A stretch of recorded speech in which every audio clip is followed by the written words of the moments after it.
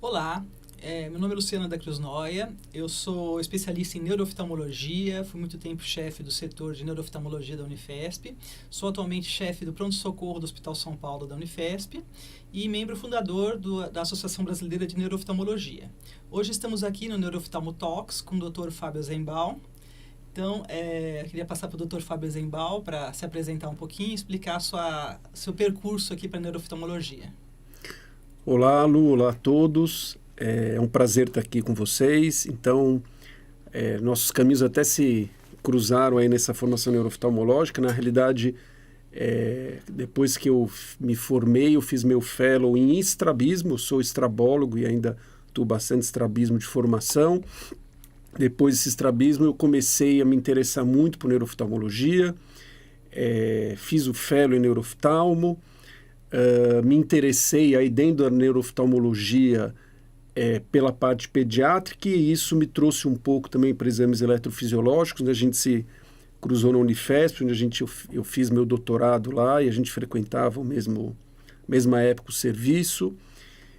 E aí esse caminho da neurooftalmologia foi se imbricando tal, acabei virando o chefe da neurooftalmologia na Santa Casa de São Paulo, junto com o estrabismo lá.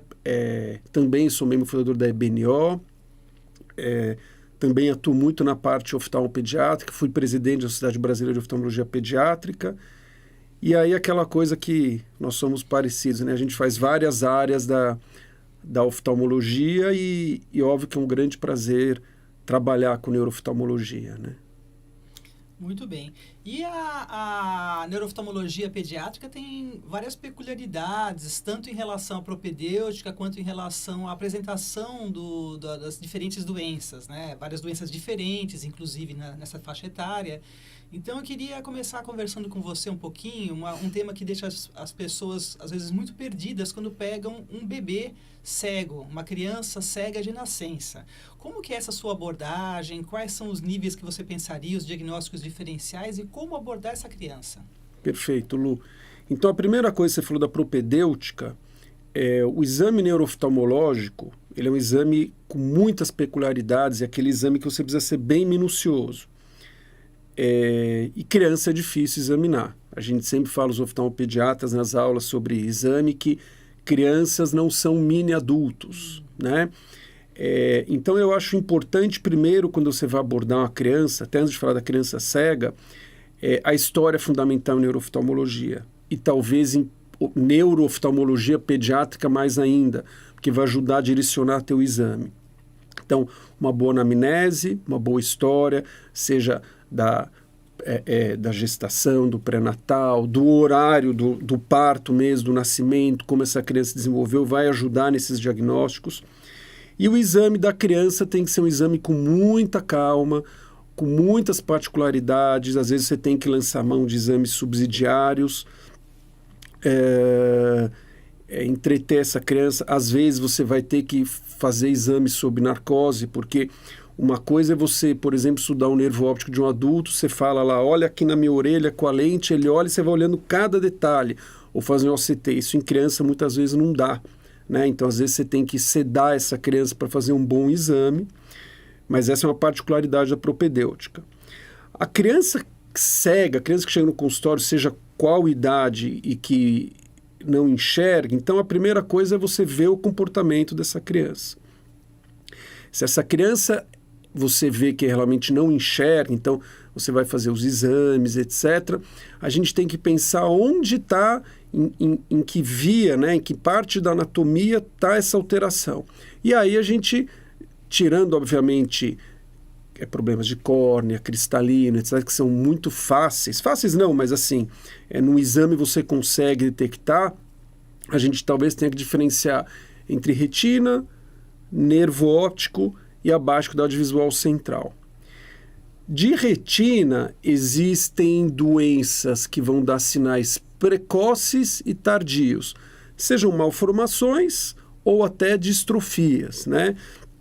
Então, por exemplo, vamos lembrar de uma que não é tão comum, mas a amarose congênita de Leber, aquela criança que nasce com nistagmo, com uma alta hipermetropia, o fundo de olho né? Você que faz muito retina, às vezes ele é inocente, aí você observa bem, você vê aqueles vasos afilados, você junto com essa história de hipermetropia, né? Quer dizer, é uma doença. Tem doenças que estão na cara, né? Um Coates, que dá aquela leucocoria, tem doenças, distrofias, por exemplo, o Stargardt, você não vai ver no bebezinho, mas ele vai desenvolver depois. Então, muitas vezes você vai ter que lançar mão, a gente pode falar isso depois, de exames eletrofisiológicos, fazer o diagnóstico, né? Quer dizer, então, na retina, você fazer um bom exame e suspeitar, e obviamente, hereditariedade, etc.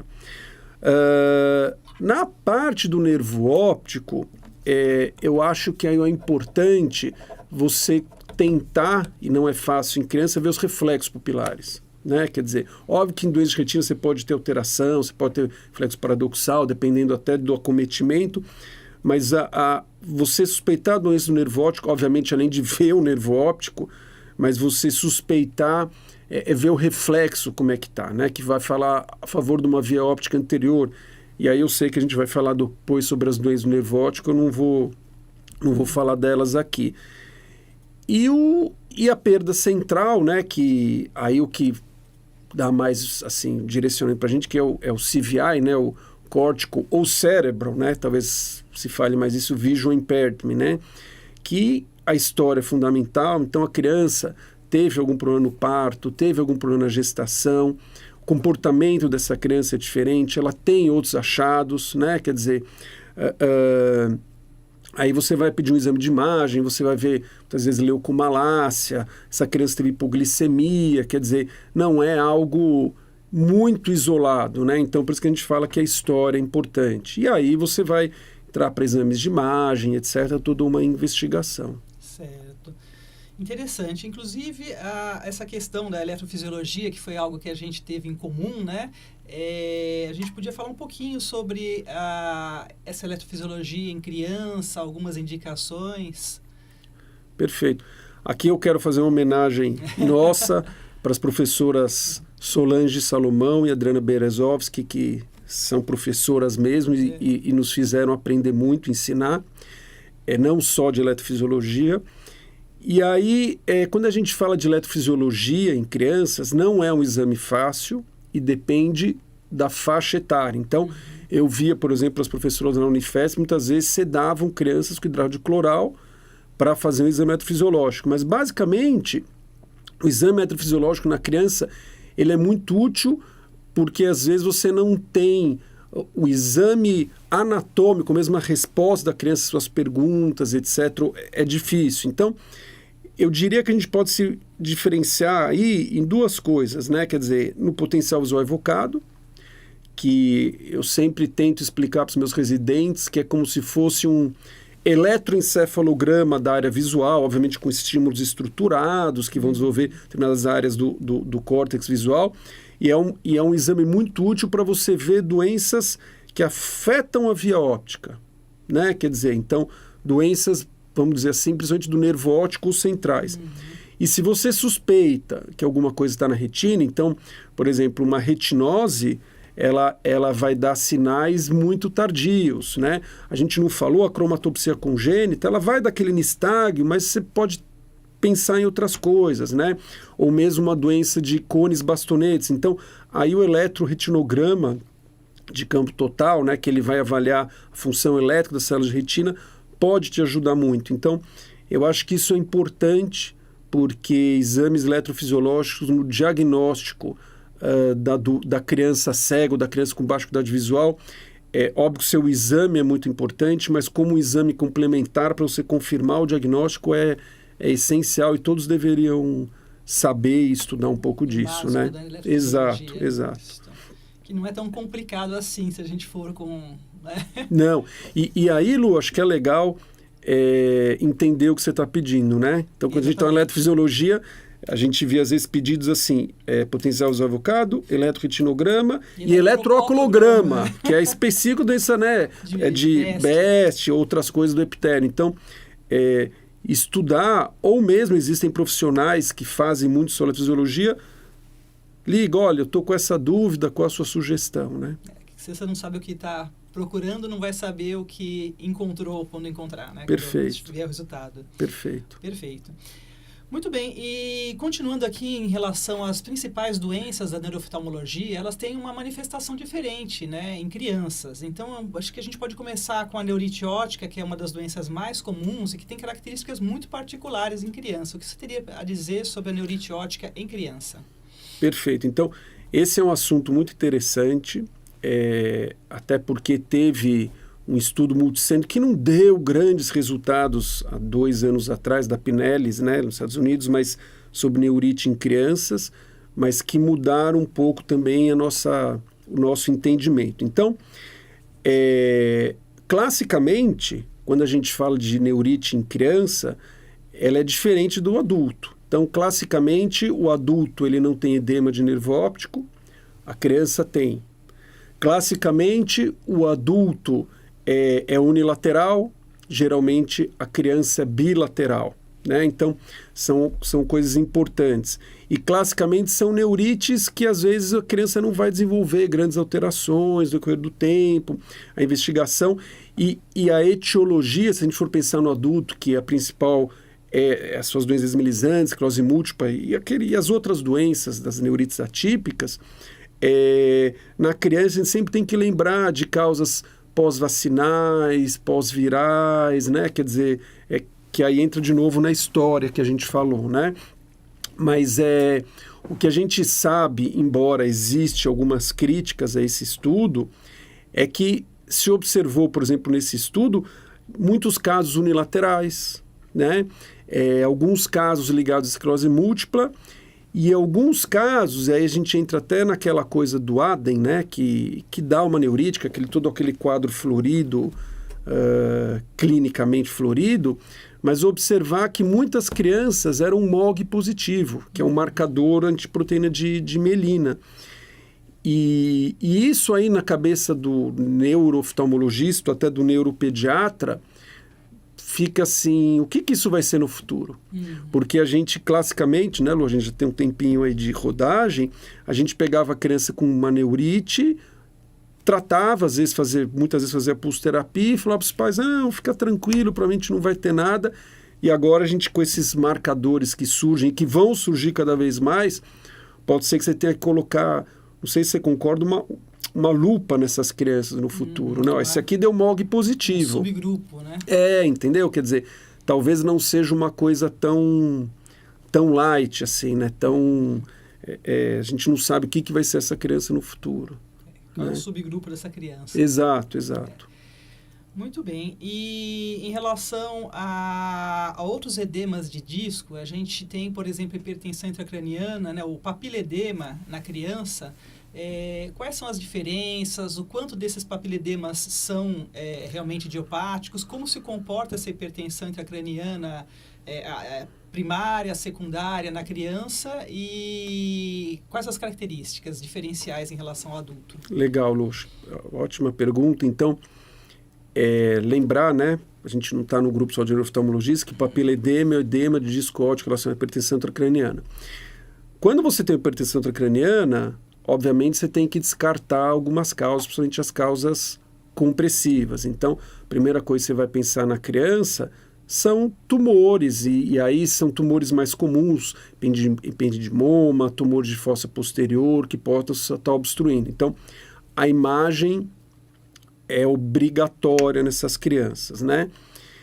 E aí entra naquele balaio, aquele saco de gatos da hipertensão intracraniana idiopática benigna, que aí eu acho que é importante diferenciar a população pediátrica da população adulta. Então, o adulto, a gente tem aquela história, mulher, obesa, idade fértil, ganhou peso rápido, algumas substâncias, né, que usa, etc. E a criança, você tem que diferenciar, o pessoal fala 12 anos, isso muda, mas basicamente pré-púbere, pré-púbere ou púbere. Então, a púbere, beleza, vai para aquele lado lá do adulto. Mas a pré-púbere, a gente tem que tomar cuidado. E eu vejo, assim, alguns colegas, quando eles pegam hipertensão intracraniana numa criança pré-púbere que não tem nenhum fator de risco, que não tem nenhum fator, não tem nenhum tumor, etc. Lembrar, então, por exemplo, hipervitaminose A, O uso de GH, embora a incidência é baixa, mas quanta gente hoje usa GH? O uso de corticosteroide, anemias, quer dizer, desnutrição, né? Quer dizer, são coisas que você precisa lembrar nessa criança pré-púbere, né? Quer dizer, e aí entra de novo no começo da nossa conversa sobre a história, né? A importância da anamnese, né? E como é importante para essa criança essas causas secundárias, né? Exato. Mais do que para o adulto. Eu acho. Muito bem. E você estava falando um pouquinho sobre tumores, né? Tumores intracranianos. O que você tem de tumores na criança que acometem a via visual? Perfeito. Então, vamos lembrar, na verdade, a incidência de tumores que afetam a via óptica é enorme, né? Existe, obviamente, tumores de crescimento rápido e crescimento lento. Talvez o mais comum que a gente tem que lembrar é o glioma. O glioma é um nome genérico, né? Então, o glioma que a gente vê na criança, geralmente é o glioma de grau 1, é o glioma bonzinho, o astrocitoma pilocítico.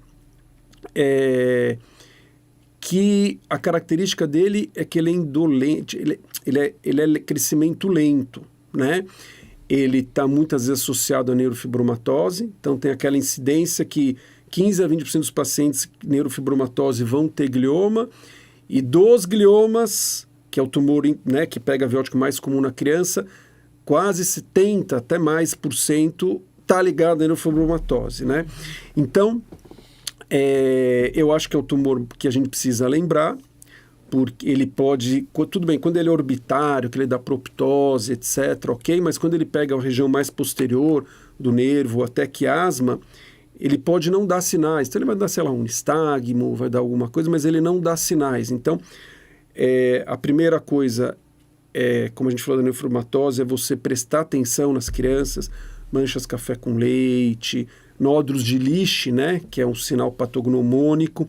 Então, na minha opinião, se você tem uma criança com neurofibromatose, ela já vem às vezes do neurologista, do pediatra com neurofibromatose, pesquisa glioma e não tem jeito, você vai ter que pedir uma imagem, porque ele pode dar sinais muito tardiamente, né? Então, eu acho que é um tumor talvez mais importante que precisa lembrar. A gente tem o craniofaringioma, que tem aquele do adulto e tem o da criança. Esse é um tumor, na minha opinião, triste, né? Porque na criança ele cresce rápido. Então, eu não sei qual a tua experiência, mas a minha, muitas vezes, quando eles chegam para a gente ver, já aquela... agressivo, né? Aquela atrofia óptica, né? Acho que importante. E aí, talvez, alguns tumores, aí menos comum, meningioma, uma coisa que você vê muito mais em adulto. Tumores malignos, graças a Deus, a gente vê pouco em criança. Se a gente for pensar aí num tempo curto de podcast, eu lembro, assim, desses dois tumores que a gente tem que lembrar, né? Certo. E também temos as questões das malformações do nervo óptico, que podem se apresentar já na infância, né? Boa parte delas com uma apresentação não tão maligna, né? Um pouco mais benigna, mas você podia falar um pouquinho sobre essas malformações do nervo óptico? Sim, lógico.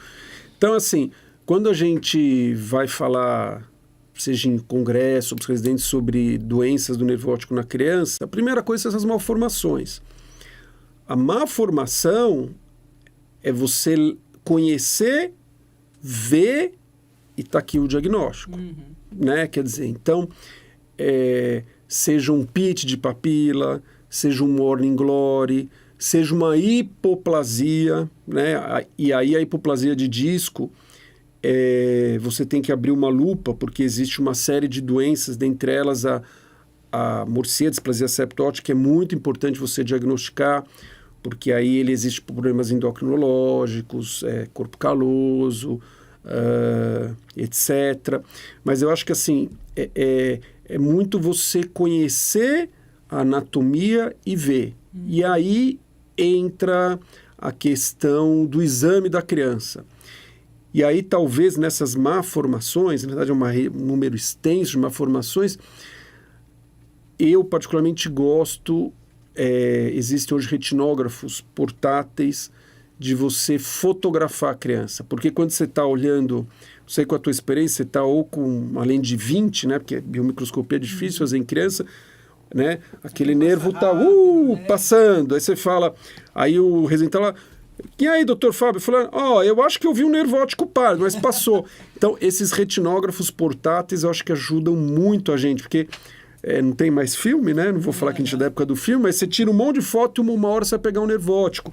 E aí, se for uma resolução boa, você consegue estudar, ver onde está a palidez, se é um pitch, etc. Especialmente né? essas hipoplasias segmentares. Exato. É difícil você passar e ver, diferenciar às vezes de uma palidez, de uma escavação. Nessa dinâmica, né, a lente de 20 tem um aumento que não é tão bom quanto quando você faz uma retinografia, né? Realmente isso veio muito acrescentar para a gente no exame da criança. Né? E tem uma coisa que eu acho que eu queria falar também do exame, aí uma criança colabora um pouco mais, mas eu acho que é interessante. Talvez pós-Covid, pelo medo de infecção, e como você não tem uma visão binocular, todo mundo esqueceu de fazer oftalmoscopia direta, né? Então, por causa de infecções virais, parece que é algo que cada vez se usa menos. Mas se tem uma criança que colabora um pouco, esse zoom, né, que você comentou, esse zoom do oftalmoscópio direto é muito interessante na criança, porque ela vai olhar para a luz, pelo menos. Aí você vai conseguir ver a mácula. E é mais fácil de fazer do que a biomicroscopia de fundo. Exato, que é quase, na maioria das vezes, depende da criança. E se a gente está falando de neurooftalmo, vem muita coisa sindrômica, etc., às vezes é quase impossível, né? Então, eu acho que isso é importante também. A gente falou antes de propedêutica, acho que é uma coisa que a gente precisa lembrar também, né? Bom, e agora falando um pouquinho dessas crianças que de repente vêm com uma história de perda visual transitória, uma perda visual... primeiro vamos falar um pouquinho de perdas visuais transitórias que também na criança pode ter, né? A gente conhece mais o paciente idoso, mas a criança também pode ter um pouquinho de perda. O que você poderia falar sobre essas perdas, primeiro as transitórias? Eu acho que perda transitória é aquela história, né? Você tem que... Eu falo sempre para os meus pacientes e nas aulas, meus residentes, que oftalmologia é brincar de detetive. Ou medicina é brincar de detetive. Então, tem que ter uma história, um antecedente pessoal, um antecedente familiar, sinais no exame oftalmológico, achados no exame oftalmológico e aí exames subsidiários. Quer dizer, tem que ter algum raciocínio lógico e começa pela história. Perda visual transitória em criança é uma coisa muito menos comum do que o adulto. Então, você vai pensar aí em causas talvez inflamatórias, né? Quer dizer, a gente falou de neurites, etc., mas talvez um capítulo que é importante e que a gente vê um pouco em criança, talvez simulação ou a neurose de conversão, né? Que antigamente chamava de histeria, né? A gente vê, ou até coisas bobas, tá? A gente recebe no consultório, acho que você recebe também, crianças para exame neurooftalmológico que no fundo a criança quer usar óculos. É incrível, mas a gente recebe. Então, lembrar que tudo tem que ter um começo, meio e fim, né? Então, obviamente, você tem que lembrar, por exemplo, neuropatias ópticas hereditárias, que eu acho que é um assunto importante, né? A gente pode falar daqui a pouco sobre isso. Neurites, né? Acometimentos vasculares, não sei, é raro em criança, eu sei que ela tem uma má formação. Causas infecciosas, né? Eu acho que é importante você lembrar. Então, dependendo da tua história, sorologias, mas assim, essas perdas transitórias em criança, eu acho que sempre tem que lembrar dessas perdas não orgânicas, né? E aí o que eu falo para o residente você tem que cair no jogo da criança, quer dizer, não é cair ele te enganar, é assim, vai examinando, jogo, isso, né? Vai examinando devagar, vai vendo sinais, e aí existem aquelas técnicas, desde se a criança não enxerga, como ela entra andando na sala, até o espelho, se é unilateral a perda, quer dizer, deixa os dois olhos abertos e miopisa um olho, ou uso de prismas, etc. Porque a gente vê, às vezes, crianças que rodaram, e no fundo são Não é nem simulação, tá? Às vezes é uma neurose de conversão, tá? E é uma situação difícil porque, ao mesmo tempo em que a comprovação desse quadro não orgânico seria flagrar uma visão normal ou pelo menos um comportamento visual não compatível, você tem que você tem que flagrar isso aí. Você não pode simplesmente dizer, eu desconfio e já fechar um diagnóstico. Exato. Né? E por outro lado, o que eu ia falar assim, e por outro lado, você não pode também entrar muito naquele que eles falam do medical shopping, né? De você começar a complicar demais a vida dessa criança, que ela acaba piorando essa histeria de conversão que eles falavam antigamente, piorando ele se acredita realmente um pouco mais doente. Isso não é bom para a saúde mental. Então, Sim. Balancear esses dois lados, nem partir do princípio de que de cara isso é uma histeria, por outro lado também não ser heterogênico no sentido de pedir muito exame, né? Então é um equilíbrio que tem que ter cuidado para estabelecer nessas crianças, né? Perfeito. E aí, Lu, não sei se... Acho que talvez você vai falar um pouco, mas acho que é legal a gente comentar depois sobre doenças hereditárias, isso, né? Falar sobre as atrofias, então fala. Sobre as atrofias ópticas, porque você tem vários casos em que você tem uma atrofia óptica numa criança e você tem várias etiologias, né? Uma delas seria as hereditárias. Então, como que você aborda uma criança que tem uma baixa de visão, tem um nervo um pouquinho pálido? Quais seriam os diagnósticos diferenciais? Legal, Lu. Então, assim, que entra nesse diagnóstico diferencial da criança que não enxerga ou que é simulação, etc. Então, tudo depende, obviamente, do tipo de palidez, né? Quer dizer, se você tem uma palidez muito importante, provavelmente alguma coisa mais fácil vai surgir na história, mas eu acho que o importante aí é você ver que nível de palidez. Então, por exemplo, olha, você tem uma palidez que pega muito mais feixe papilomacular, você pensa em algumas coisas hereditárias. Olha, é uma palidez do nervo todo, é uma palidez mais... que respeita, por exemplo, uma alteração de occipital, porque na criança a gente tem essa questão da degeneração transsináptica, né? Quer dizer, se é uma perda precoce, o nervo vai estar pálido, diferente do adulto. Então, aí talvez a gente já falou um pouco de inflamatório, de neurite, a gente falou alguma coisa de tumoral, e aí talvez o que vale a pena a gente entrar em nutricionais, que eu acho que é importante, e hereditárias. A nutricional, a história é importante. Então eu lembro um adolescente lá na Santa Casa que ele tinha tudo de nutricional e a gente fechou o diagnóstico porque a mãe em determinado momento falou, não, há anos ele só come arroz e feijão. Mas não come carne? Não, ele só come arroz e feijão. Eu peguei, inclusive, um paciente com autismo, né, que tem essa seletividade alimentar muito importante, então é uma coisa para se pensar, que teve realmente um quadro nutricional importante. Exato. Então, assim, isso é importante. Então, ingestão. Existe uma coisa maluca, eu não vou criticar quem é vegano ou não, né, mas, assim, o vegano adulto, obviamente está falando, ele tem que ter acompanhamento do nutricionista, mas a gente está começando a ver alguns pais que fazem uma dieta hipoproteica ou sem proteína vegana para crianças.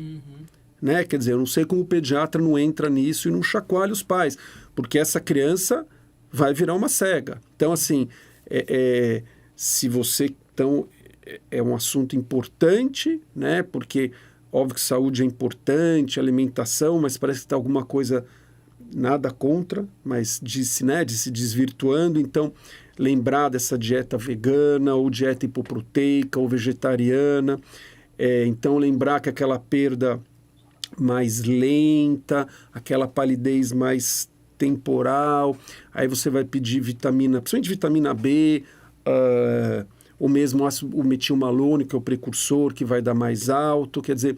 Lembrar da história, lembrar da ingestão, quer dizer, então tem essa história que você contou e que eu contei, e não são coisas super mega incomuns, são coisas que aparecem. E eu acho que é importante lembrar das hereditárias. Nas hereditárias existem várias, existe atrofia óptica recessiva, Didi-Mold, etc., mas eu queria talvez lembrar duas que a gente vê. O Leber, né, a neuropatia óptica hereditária de Leber, não é aquela atrofia congênita que a gente falou antes, no começo. O Leber é aquela história no final, no final da adolescência, perda unilateral seguida por dias ou meses depois do outro olho. Se você pegar no quadro agudo, que é raro, a gente pega poucos, mas vai ter aquele nervo hiperemiado, que a gente já viu até pacientes sendo tratados como neurite, né? Porque ele tem um edema de disco. Uma história familiar positiva, álcool e tabaco são gatilhos para desenvolver, e o paciente vem com uma atrofia óptica, e aí, nesse caso, obviamente, o teste genético é essencial. Aliás, o teste genético vai ser cada vez mais essencial em tudo, vai encarecer a vida do paciente, né? Mas o que eu queria falar, que eu acho que é importante e que é mais comum que Leber, mas é pouco diagnosticado, não sei se você concorda comigo, que é a atrofia óptica dominante. Com certeza. Né? Porque, assim, existem níveis de atrofia óptica dominante que são aqueles nervos que o paciente já chega com o nervo pálido, a visão muito ruim, etc. Ok, mas a atrofia óptica dominante, existe aquela criança que tem um 20/40. Uma variabilidade grande, né? 20/60.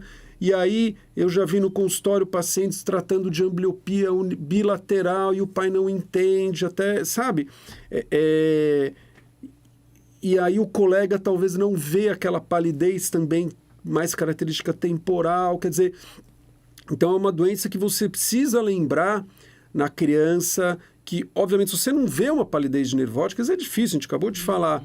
Mas, assim, aquela visão que não está legal, que não é péssima, mas não é boa, a criança tem dificuldade para a escola, muitas vezes criança agitada, e aí você vai fechar o diagnóstico com um teste genético. Acho que essa, a gente sempre fala de Leber porque é a mais marcante e tal, mas essa, eu acho comum, bastante comum. Né? É comum e pouco diagnosticada. Porque às vezes você pega os pais, porque é dominante, e eles passaram batido, porque tem uma expressividade não tão alta, tem uma apresentação não tão grave e passou batido. Às vezes é comum, a gente chega para o paciente com uma suspeita dessa, chama a família, vai olhar, a mãe, o pai, também tem um quadro parecido, ele chega lá naqueles 20, 30, 20, 40, tá tudo bem, não dirige, tá tudo bem, entendeu?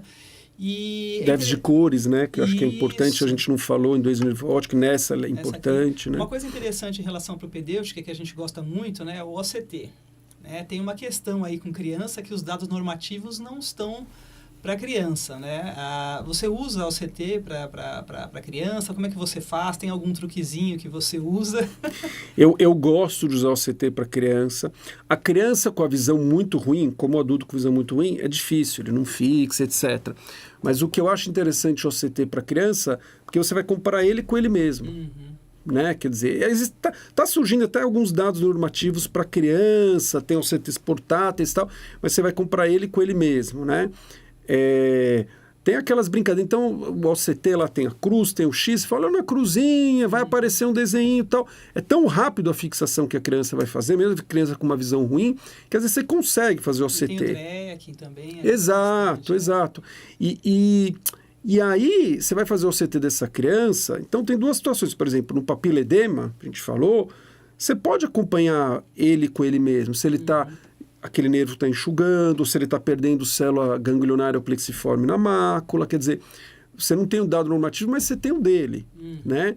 E algumas doenças, então, por exemplo, a gente acabou de falar de doenças hereditárias, uma atrofia óptica dominante, por mais que os dados normativos sejam acima de 18 anos, é muito óbvio que se você tiver uma perda, somente do feixe papilomacular, né? Quer dizer, numa criança, por mais que seja dados de adulto, opa, isso aqui está verdinho, isso aqui está vermelhinho, né? Pensando, vamos pesquisar o que pode dar vermelhinho aí, né? Então, eu acho o OCT essencial. E tem uma outra coisa, o OCT, o modo de retinografia dele também é legal, né? Quer dizer, então, às vezes a gente tira até uma retinografia, você compara, etc. Então, eu acho muito legal para crianças que conseguem ter um pouco de colaboração. Certo. Né? Muito bem.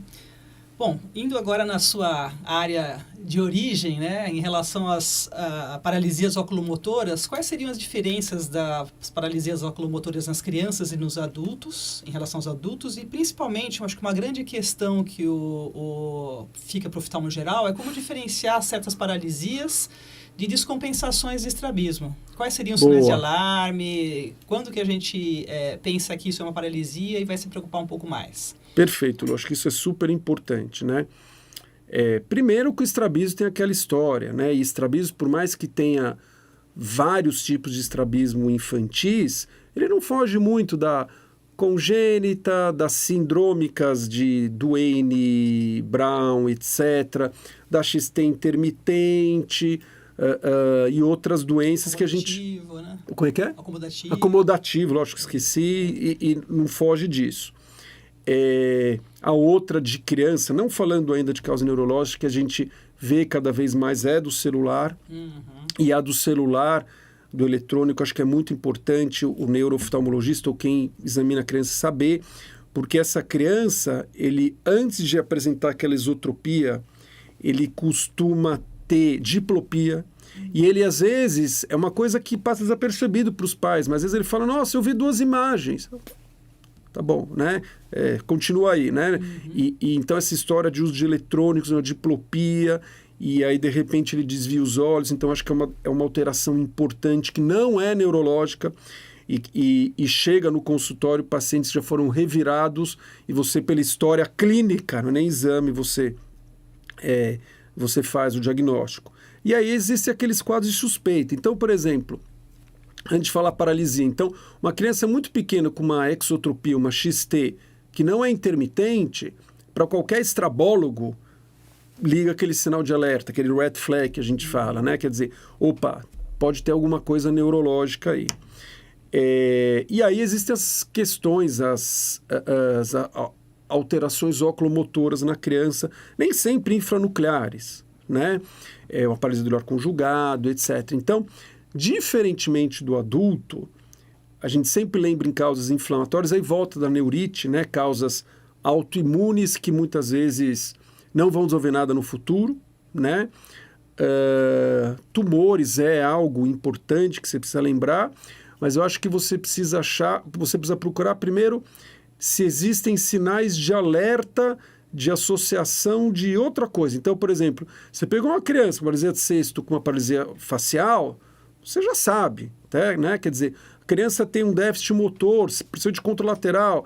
Quer dizer, sinais de acometimento neurológico não só visual. Mais de um par craniano. Mais de um par craniano. Lembrar do quinto, que todo mundo esquece de testar a sensibilidade. Isso, e do quinto. Acho que é muito legal você falar isso, Lu, porque assim, o oftalmologista não sabe muitas vezes, lembrar, né, que é V1 e V2, né, V3 aqui é menos importante pra gente, mas o oftalmologista às vezes não sabe muito sensibilidade tátil, calórica, etc., mas o oftalmologista sabe muito bem testar a sensibilidade da córnea, né, aquela história, manda o paciente...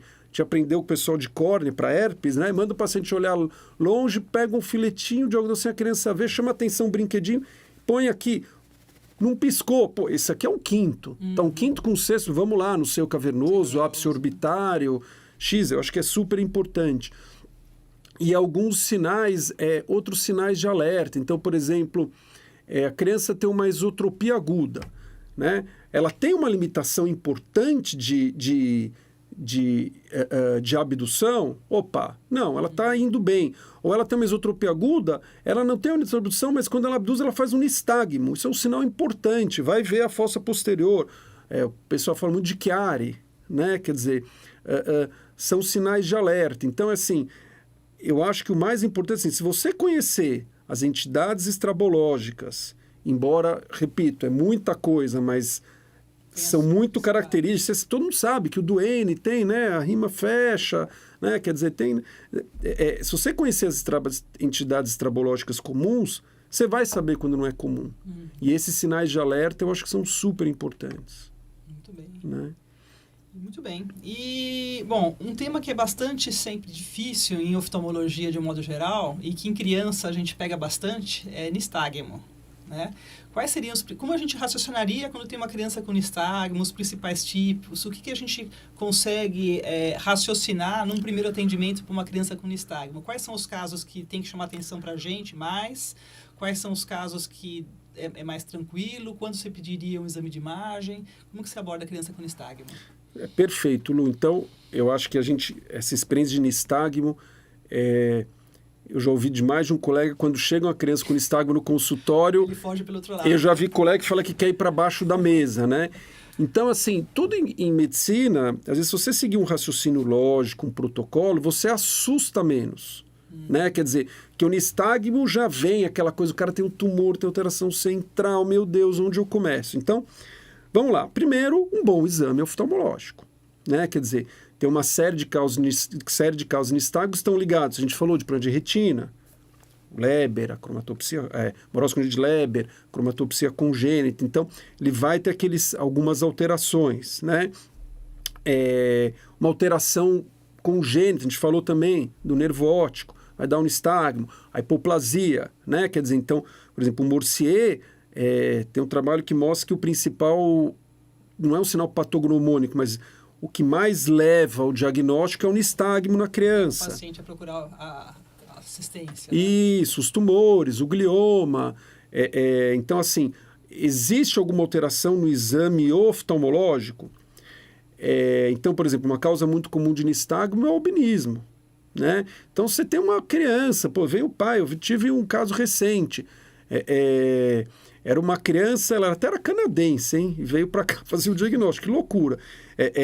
Os pais, beleza, eles eram branquinhos, caucasianos, mas a criança era branquinha demais, tinha transiluminação de íris, tinha aquele EPR, né, típico de albino, e assim, por mais que a gente falou, é difícil você ver o olho, mas aquele EPR não... Tudo bem, existe só albinismo ocular, assim, que é difícil, às vezes, até sem sinais muito do olho claro, mas assim, são sinais característicos. Aí você quer matar, você pede, a gente falou de fisiologia, pede um PVE multicanais, que vê a decussação anômala, né, aquele padrão on-off. Isso é uma coisa bem interessante, né, do albinismo, que pouca gente sabe dessa decussação anômala. Isso é muito legal, que assim, você vai pedir um PVE multicanais, então, com uma derivação direito-esquerdo, e o tempo de troca da imagem, né, desse tipo de PVE é mais lento, é um padrão que a gente chama on-off. Né, ele deixa recuperar. E aí o que você vai ver, obviamente, como cruza muito mais, né, o albino ele tem esse cruzamento anômalo, quando você vai ver nesse PVL, você estimular esse olho, a resposta vai estar muito maior aqui. Poxa, se você tem os achados oftalmológicos com isso, que é o caso dessa criança, tá? Recente, fechou o diagnóstico. Aí você vai, você quer pesquisar, por exemplo, aí tinham achado um gene familiar, entendeu? Quer dizer, aí é outra coisa, mas você fechou, tá? Você fechou o albinismo. Então, eu acho que primeiro do nistagmo é o exame oftalmológico, um bom exame oftalmológico. E aí eu repito, se você tem dificuldade, eu faço pouco, mas não é errado você sedar essa criança. Aí talvez valha a pena você até falar com o eletrofisiologista se dá para fazer o exame eletrofisiológico já com a criança sedada. A gente está falando de crianças muito pequenas.